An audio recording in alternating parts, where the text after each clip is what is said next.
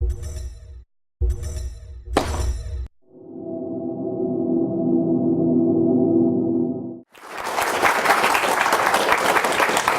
good, you can get applause for standing up. I like it. So hello, I'm Abi, and I can hear that my microphone's on.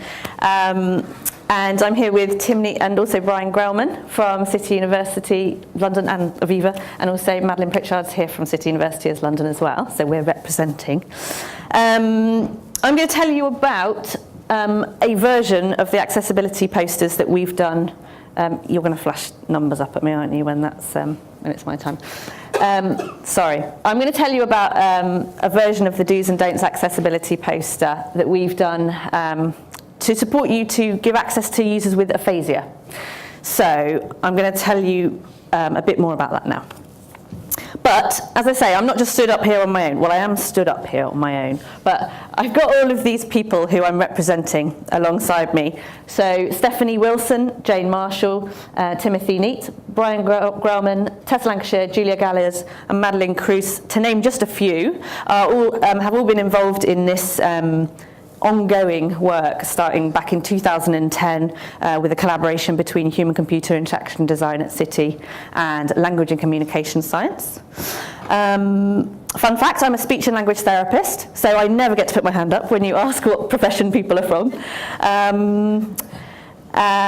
But maybe next time you can put that question out there. Have we got any speech and language therapists in the audience? There we go, too. Thank you, Maddie. And lots of people have given us money to do research like this. So City University of London has probably given us lots of money to do this, including funding my PhD about these sorts of topics. The EPSRC is funding our current project, which is the Engineering and Physical Sciences Research Council. We get funding from the Stroke Association as well, and this one in the bottom left, which is called the Tavistock Trust for Aphasia. And then we're also working with a charity called Discover, who I'll show you a video from shortly. Okay. So in this talk, you will learn a bit about aphasia, things to do, brackets and not to do, when designing for people with aphasia, and then who to contact to find out more. Spoiler alert, it's us.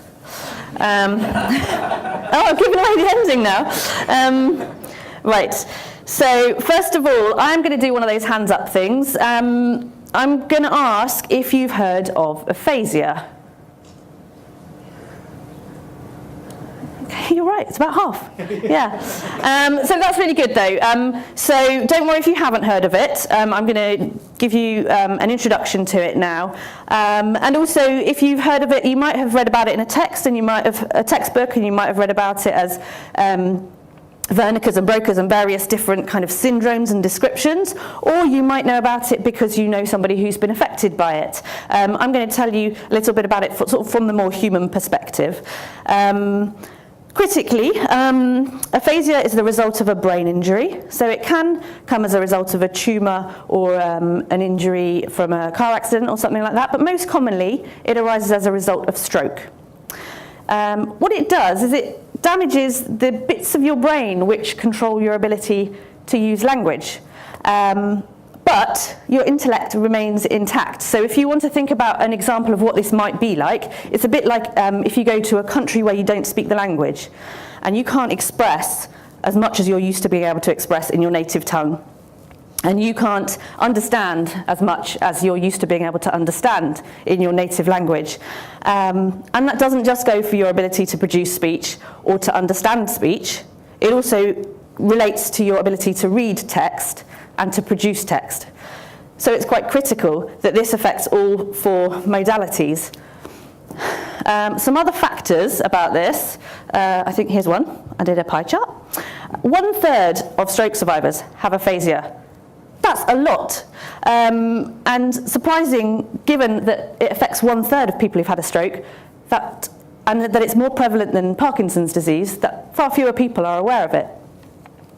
There are about 350,000 people in the UK living with aphasia at the moment.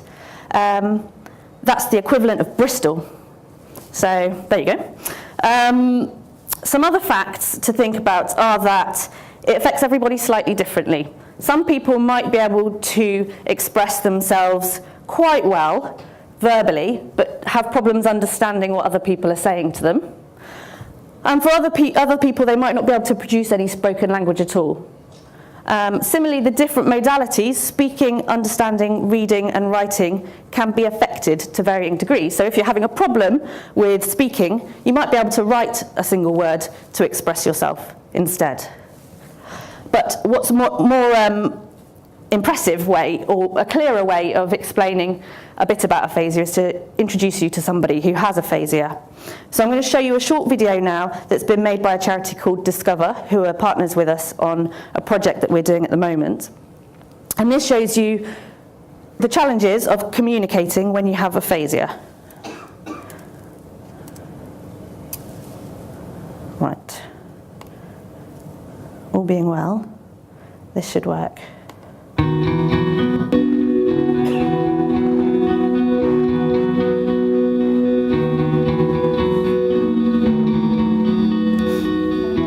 So, Simon, I want you to tell me a bit about where you live.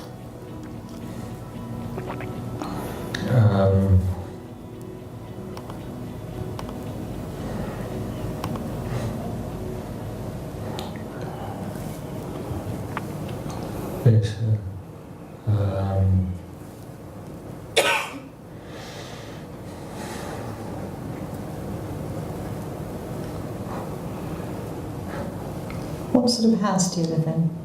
Where do you come from?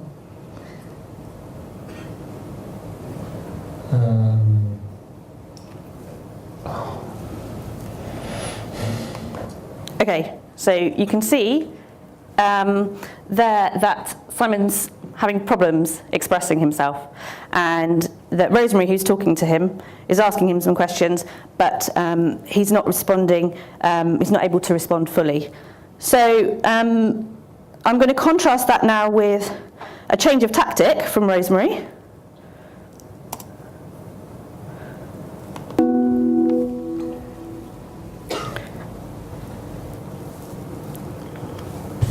Okay, I wondered if you could tell me a bit about where you live, Simon.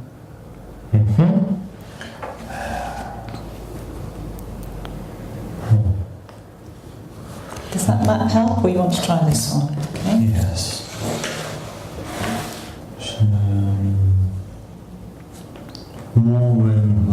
Warlingham. Okay, that's an area I don't know very well. No. Actually. Have you lived in Warlingham a long time? Yes. How long? 5 years? No. 10 years? 14 years? Yes. 14 years in Warlingham? Yes. Why have you picked Warlingham? What's nice about Warlingham? No idea. You don't know why you chose it? No.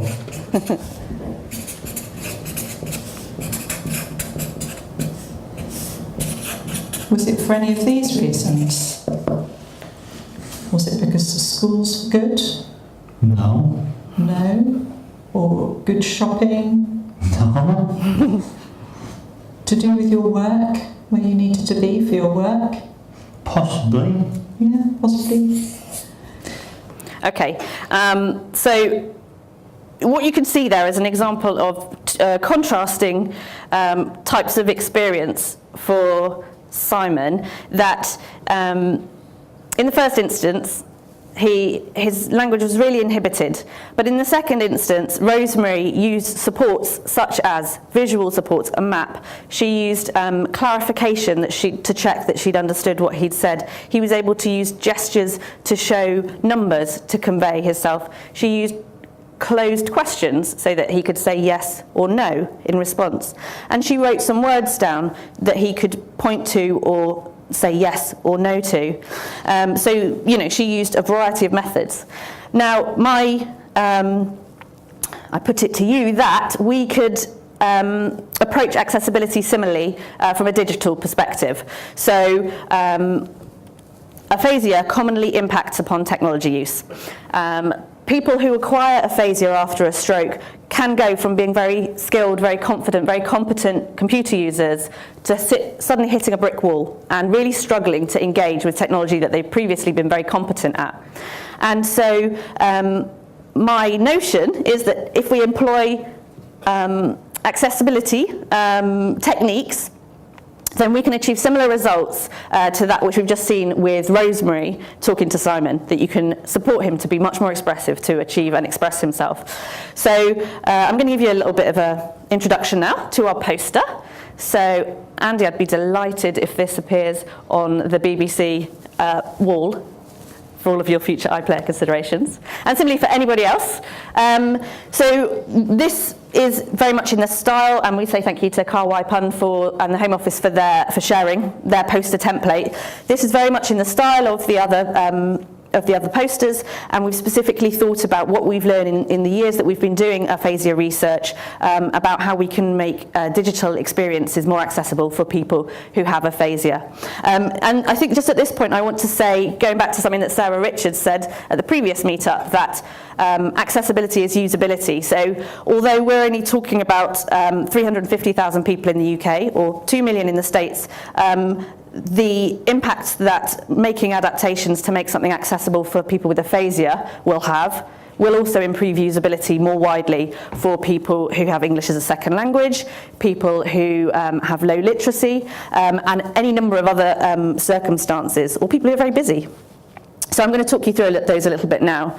But before I do that, I want to talk to you about non-digital access.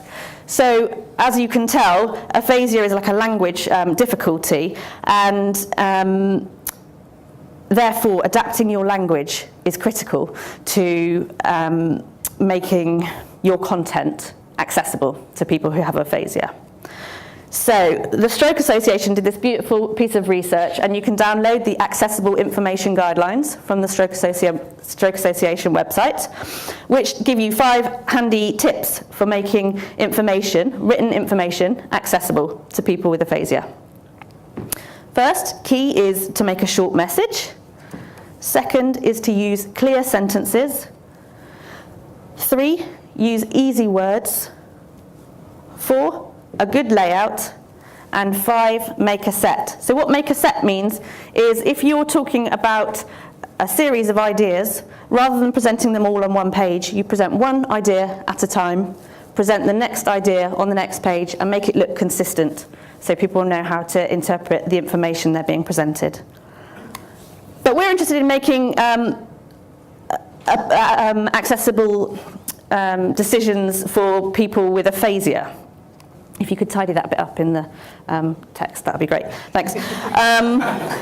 Apparently she does that. Online editing, she beautifies what you're saying if you get it wrong on stage. Anyway, so let's come to the first one. The first do's or don'ts is very much in the vein of the stroke accessibility guidelines. Do keep text short and simple. Don't use complex sentences. So for instance, if you were going to attend a talk about accessibility for people with aphasia, you might write a blurb, that looks really complex. Okay, so as you can see, do as I say and not as I do. So, for example, don't do this. We've created a blurb for our talk which says, Abi and Tim are based at the Centre for Human-Computer Interaction Design at City, University of London. Here, they are researching and developing tools to support inclusive digital content for people with aphasia, language loss after stroke, and other forms of brain injury. And so it goes on. Now, that has a Flesch-Kincaid grade level of 12.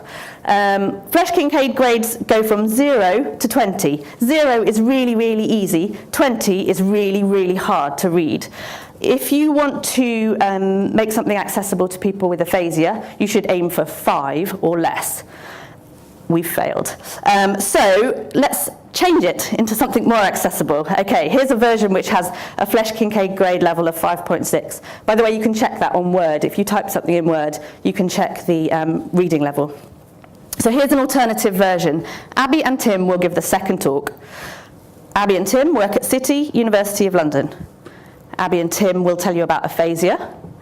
Aphasia is a problem with language. So what you see is that there's one idea in each sentence. Things aren't all squashed together, and you can understand each sentence in sequence to help you get to grips with the message that we're trying to tell you.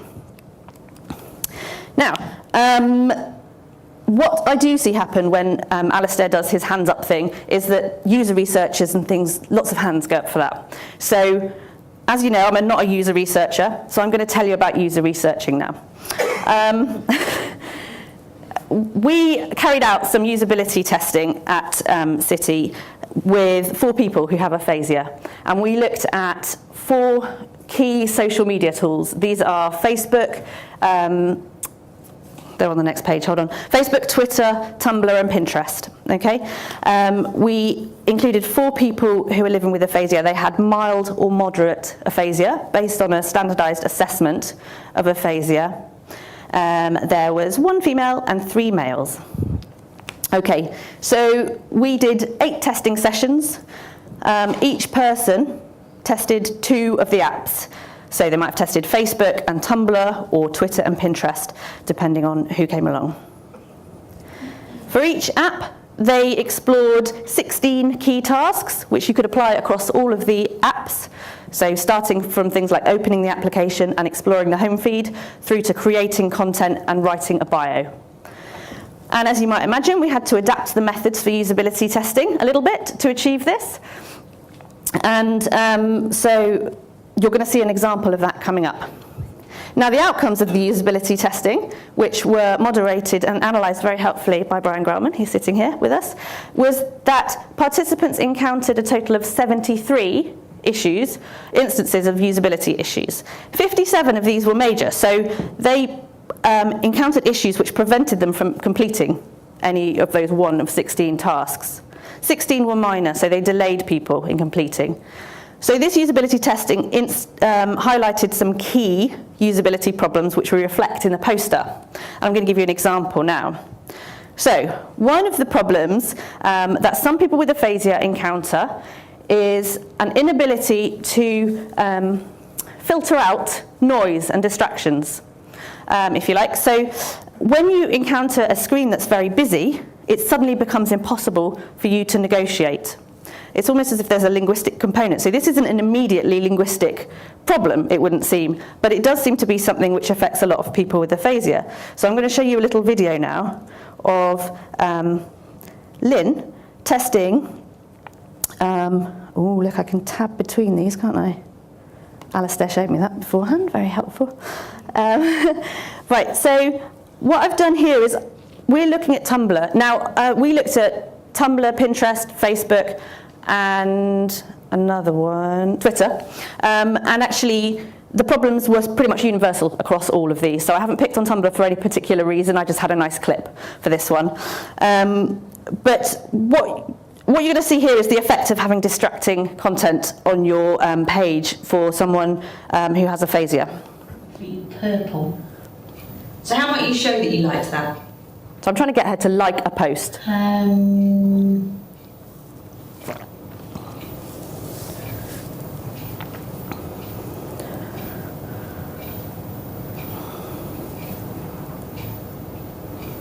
That one. Oh my God, Thunder and Lightning. Look at that. Look at that, it's all coming down there. Look at them. Oh. Are you photosensitive? Are you all right with the flashing lights?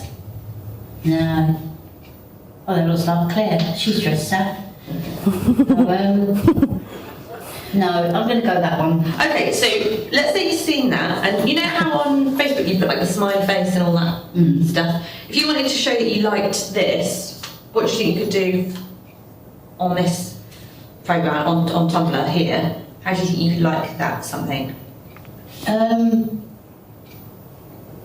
It's one of them. So she's pointing to the icons at the bottom of the screen at the moment.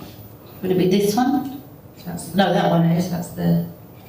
No, it's not. So she's pointed to the comment icon.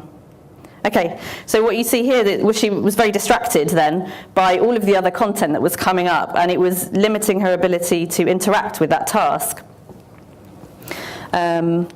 And we found that in the user testing, people were able to achieve their outcomes much more effectively for the tasks on those cleaner screens where there was less noise. So the news feed was a real challenge for a lot of people.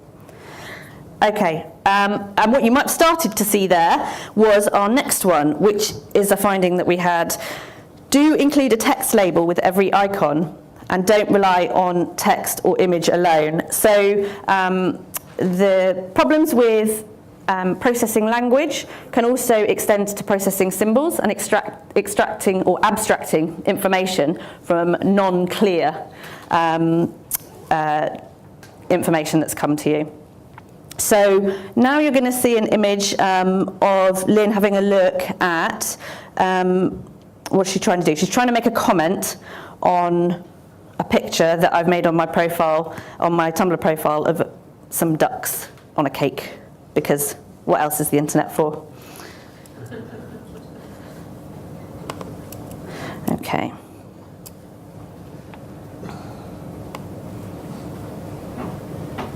So she's back in true Lynn fashion. You like your cake? Okay. Do you want to add a comment to my cake? Right now I've got to make a comment. I have to put it there, I think. So she's pointed at a pen icon, a pencil icon. No, I haven't done it again, do I? Oh. I've got it right. Ah, is it that one? So she's pointed up to the top right-hand corner of the screen where there's a magnifying glass and a profile icon. Press on the magnifying glass. This it? No. No. It's okay, back. And now she's going to press on the magnifying glass on the other side of the screen.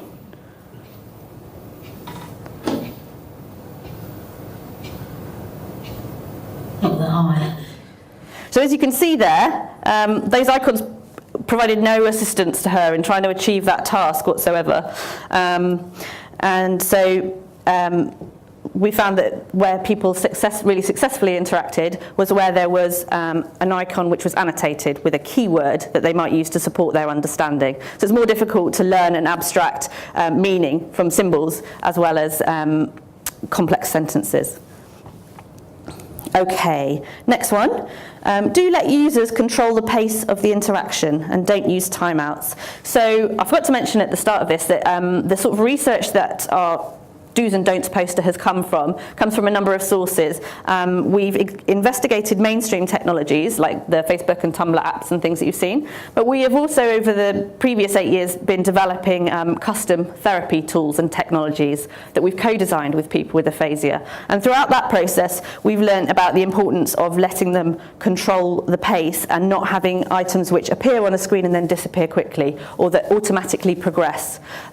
Because as you might have be understanding now, processing times take a bit longer when people have aphasia. So if information is only presented momentarily, they lose control of their interaction.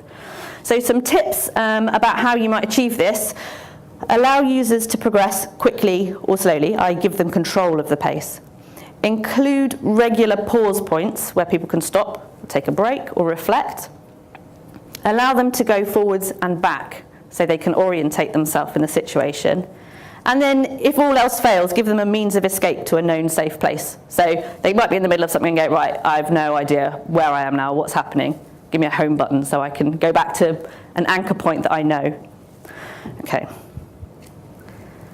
Coming towards the end now. We're all right time-wise? Okay.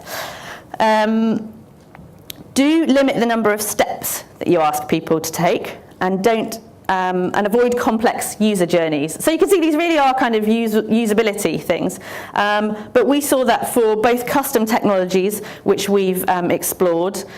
The story with the yellow glove and the gesture and the thing is probably a bit too long for tonight, but ask me about it another time.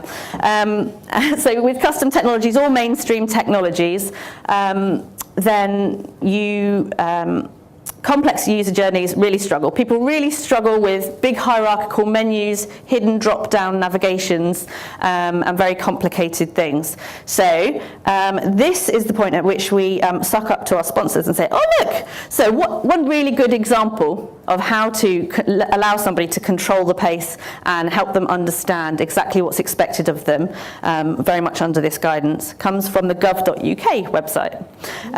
Hooray! I'm hoping to get invited back. And the example here is for applying for a student loan So this comes from Steph, whose daughter's currently in the process of applying for university. And what you can see on this page is that there's one very clear message going on here, so that as a user, I know what's expected of me. There's a big question, it's the boldest thing on the screen. Have you ever applied for student finance before? And then you have two options, yes, no. And then critically at the bottom, you have a continue. So you can make your decision. It doesn't automatically move forward. You can make your decision, reflect on your decision, and then go, actually, no, there was that time I applied for student finance before, if that's the sort of thing that you might change your mind about. And then, yeah, more of the same. So this is very broken down into very simple steps, and it's a very straightforward, non-complex user journey. So I'm assured. Okay, so I'm coming towards the end of the things that I wanted to say. I've got 5 minutes.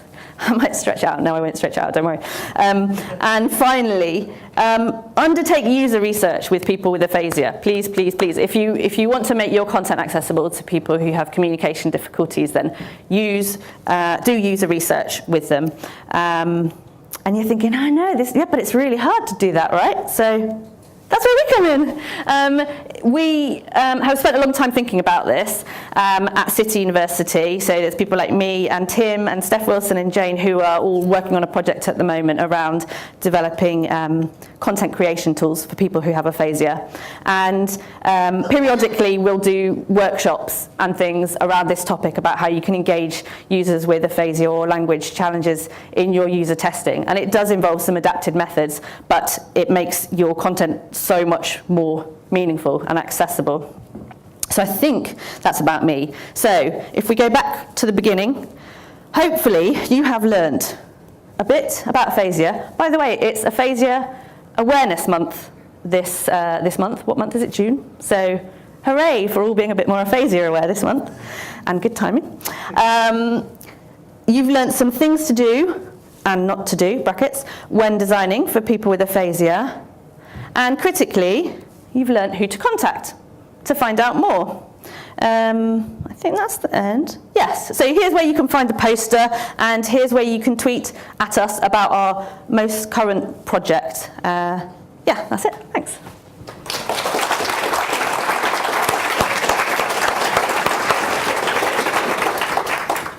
Awesome. Thank you very much, Steve. Do we have any questions from the floor? At the front over here. Hi, thank you for that. Thank you. So you mentioned Gov UK as a good example there. Is there anything you think Gov UK could do better? Ooh. How about user testing with people with aphasia? That'd be pretty cool. Do you work for Gov UK? Okay. Well, verifying. Okay.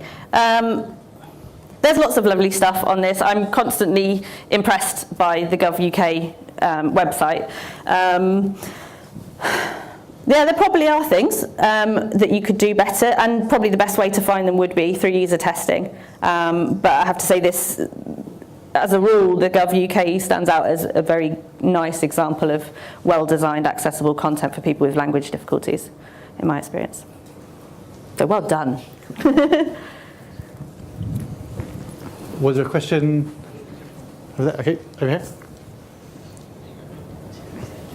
Hi, thank you so much. That was really interesting and useful. Is there any, I don't know if you covered this, sorry if not, if you did, I'm sorry. Is there any special considerations for multimedia content, such as videos and audio, that needs to be taken into account? Okay. I don't think we've directly explored, I'm just looking for help here, I don't think anyone's got any. So I don't think we've directly explored the accessibility of media content in usability testing sessions. However, in developing our first computer-based tool for people with severe aphasia, who were going to use gestures to support them to communicate because they were they had a great difficulty expressing themselves verbally. We really had to think about how to deliver information on a page to people who maybe couldn't access the written word at all. And in those cases, we would present information in a video format, and in a video format of a talking head. So there's a person whose face they can see, and they can make use of all of the other cues that we provide when we're speaking that you might benefit from besides the auditory stream. Also, we might apply things like subtitles, but kind of sparing subtitles rather than overwhelming lots of information. Some kind of small highlighted subtitles, perhaps with some bolding, is a good place to start. But then maybe that's something to investigate in the future in more depth. Oh, hold on. Tim's going to help. Sorry, I think. Could you take a We'll get a microphone for you. I think from the user testing sessions, one of our participants said that she uses subtitles when she watches television. So basically, I think it's just about increasing the number of modalities that you have. So essentially, you're triangulating your perception when you're trying to view something, and if you have gestures plus audio plus subtitles, it just adds an extra level of maximum modalities, I guess. Yeah, that's right. And I think there's one other key point that reminds me, actually, is that when you present information in a multimodal format, it should be consistent. So there's a trend, well, historically it doesn't really happen anymore, but in health presentations, for example, when you do a PowerPoint presentation, you have this woolly metaphor picture of some stick man doing a thing that doesn't relate really in any way to the text which is on the slide. And that provides like conflicting multimodal information. So you have a picture which is kind of telling you something, and then you have text which is actually saying something quite banal or something quite straightforward. And actually it's really important, I think this comes up in the stroke accessibility guidelines from the Stroke Association as well, that the image and text you present should be consistent and not metaphoric and abstracted and require two different readings, if you see what I mean, to make it accessible for people language-wise. Yeah. Thanks, Tim. Hello. Hello. I'm an interaction designer for the Home Office, and I'm working on an internal application for Intel analysts. And some of the earlier designs of the application, we did the one thing per page rule. Yeah. And that didn't work for our users because it slowed them down. Yeah. They're probably doing the same thing 50 times a day using this tool. So how would you provide a balance for users who need to do things quickly and often, to providing a version of that tool for someone with aphasia who needs the simplified version of it? How can you strike a balance? Yeah, it's a good question. So things tend to take longer to process, to achieve when you have aphasia.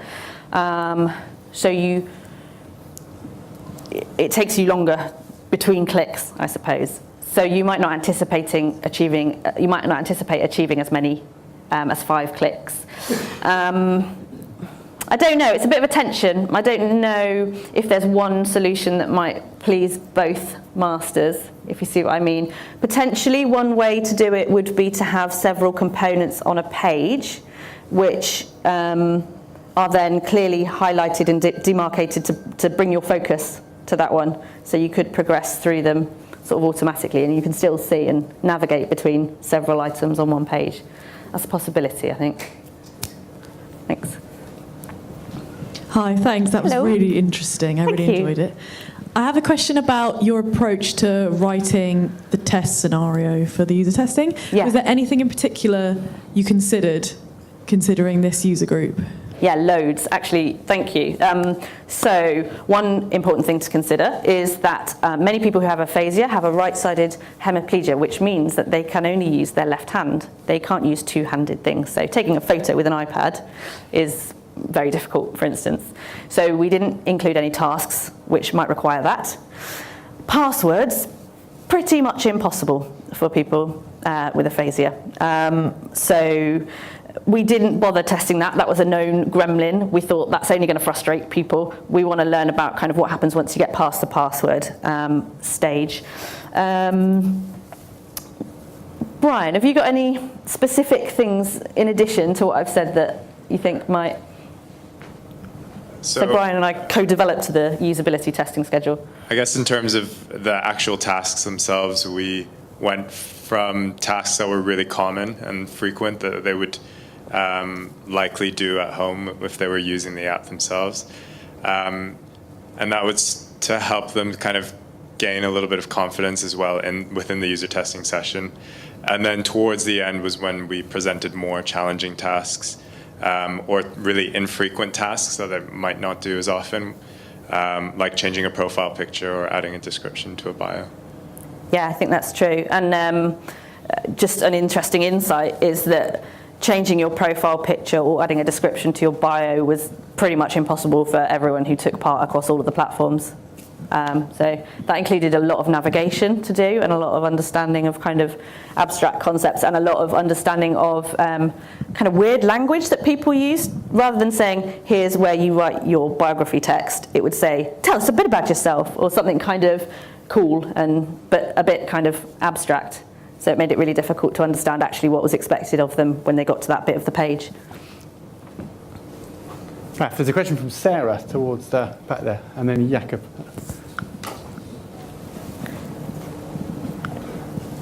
Hello, this is a bit nitty-gritty, but can you use bullet points then? Can you have a lead-in and 3 sub-clauses, or not? Do you just... So I heard the thing about bullet points. What did you say about sub-clauses? Sorry, can you use a bullet with a lead-in and 3 sub-clauses, or is that going to be a bit difficult? Should you just use single definitely. sentences? If you've got something that's complex, rather than including it in a long list which has got colons and things, you can definitely improve that by putting a lead-in sentence, colons, a nice bit of white space, the first bullet, second bullet, because it just allows you to process one thing at a time and go, okay, right, I've got it, next one. And actually those sorts of things, bullet points are really highly advocated by lots of people with aphasia. So yeah, definitely bullet away. Thank you. Including in your emails. If you're inviting people via email, stick bullet points in. It's really well received. Can I ask Sarah a question? So Sarah kind of, who saw Sarah speak last month? If you didn't, the video is up online, so please do check it out. But Sarah talked all about content and usability. From your perspective of what you have kind of advocated and how you encourage people to write in an accessible way, did you see lots of kind of crossovers with? I'm literally loving that. I'm sitting here going, stop talking so that I can go and talk to her. You've just given me, just stop talking now. You've just given me loads and loads of case studies because this is exactly it. It's exactly it. But now I've actually found a whole group of people that I can say, look, you're excluding these people because short sentences are not only for people with impairments, but anybody who just wants to get through the content and get to the funny cat videos, right? This is not, it's not just about the impairment. This is, thank you so much. Yeah. We all love you. Thank you. The feeling's mutual. Can I ask a question, actually? I've got one. This touches, you mentioned anchoring somebody back to a place of familiarity. Yeah. In technology, we're trying to push really hard on giving personalized content and dynamic content. Every time you refresh a page, there's something different. And it's interesting you used the topic of social media here, because every time you refresh Facebook to find that funny cat video, it's gone, right? That's a right bugger, isn't it? So how does that affect somebody with aphasia, or even just because I remember my grandma uses YouTube, and every time she refreshes YouTube, she doesn't find the same videos again, and she wants to always point out the cat video that she can't find anymore. I mean, this is a question out to the room. If anybody has any insight on how we can make something like that usable and to be able to serve content again, to sort of repeat and go back to that right content, because it's a very interesting personalisation. The Twitter feed sort of does it, doesn't it? For my app on Android anyway, it sort of comes back to where I left off, and then there's a new pile of tweets that have piled up above it that I can click and say see new tweets. So I can sort of return to at least the last place I left off, which is kind of a nice feeling. But yeah, I would welcome any other thoughts about that. I would have said the inclusive design principles talk about giving control. So the BBC do this really well actually with subtitles. So being able to, is it subtitles or autoplay? So being able to say, yes, I want autoplay, rather than just assuming everyone wants autoplay. I guess the same thing from a content perspective. If you can have a profile just saying, actually, just don't let me reload content, I suppose is probably the best way of doing it. And that would suit me because I hate the fact that just stuff loads. I'm just like, well, I wanted to go back to that. I left it to go back to. And then the lightning came up and it was completely distracting. Yeah, it was gone. Yeah. Sorry, can I just ask one question? So with Aphasia, is there any crossover with things like Makaton and Easy Read? So I've done a lot of work in DWP around people with learning disabilities. And we often say that WCAG, especially 2.1's getting there, but 2 doesn't do enough to help those people. So do you feel WCAG 2 is doing enough to help people with aphasia? And have you done any research on Easy Read or Makaton symbols for people with aphasia?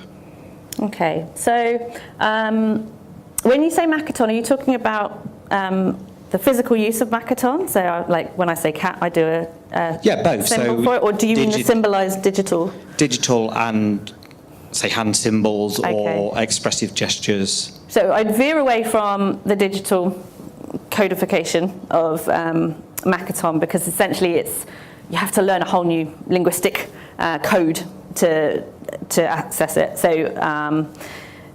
it's not super beneficial. It would be more, from a therapeutic perspective, it would be more helpful to invest your time in relearning specific words that might be more widely available. We have done some investigations of the WCAG guidelines, and I'm looking to Brian here, who did an audit of some of the apps against this. And essentially we found that, it's only when you get to AAA that you start to get stuff that is going to make a meaningful difference for people with aphasia, for instance. So it's kind of the optional extra. And actually there's still a whole load of stuff that it isn't included in WCAG. I know they're working on developing that at the moment, on improving it, and actually including some stuff about aphasia, which is awesome.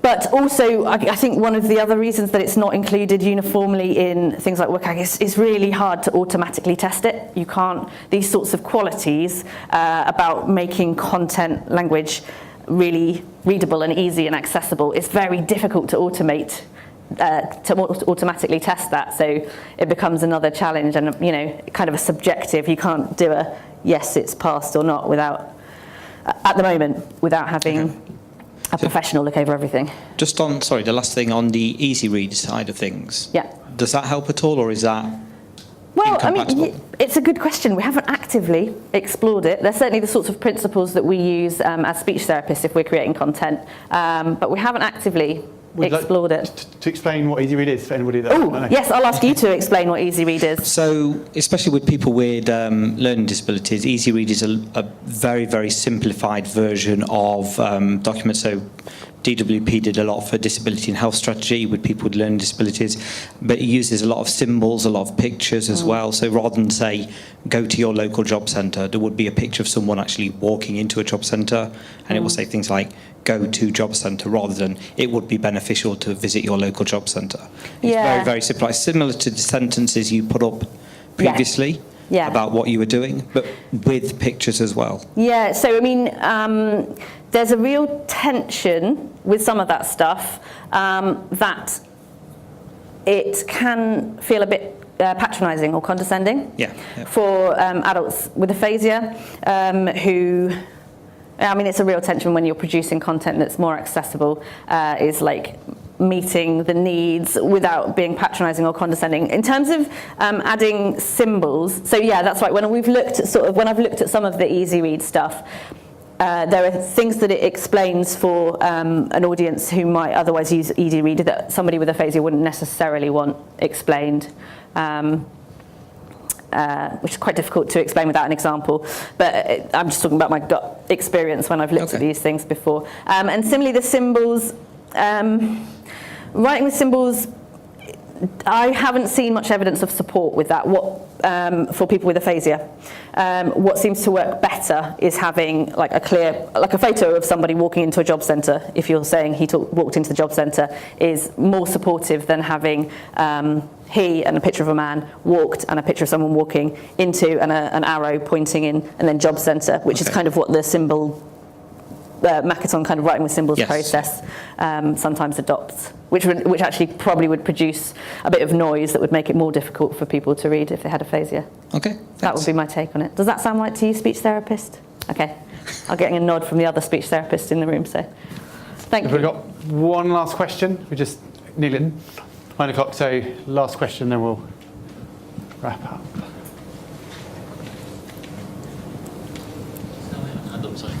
So I have one question, if that's okay. I appreciate it's a chicken and egg thing, but what's the digital adoption like in this group of people? So how likely are they to want to use online versus talking to somebody face to face or in another way?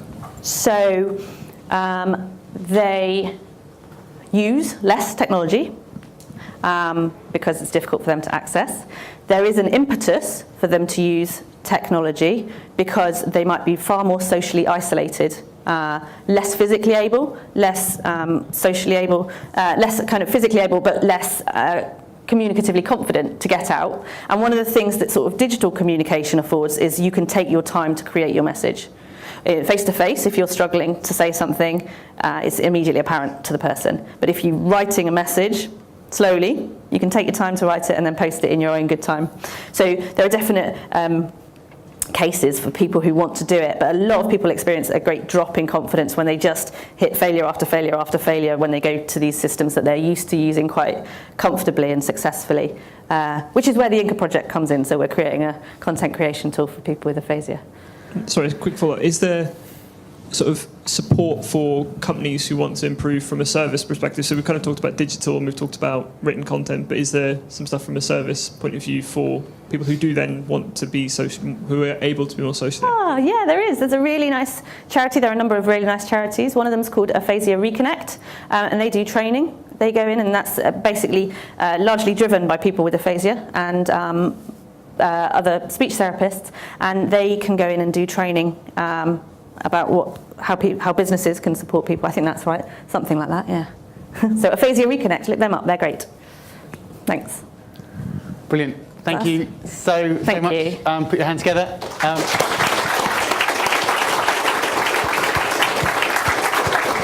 Thanks very much.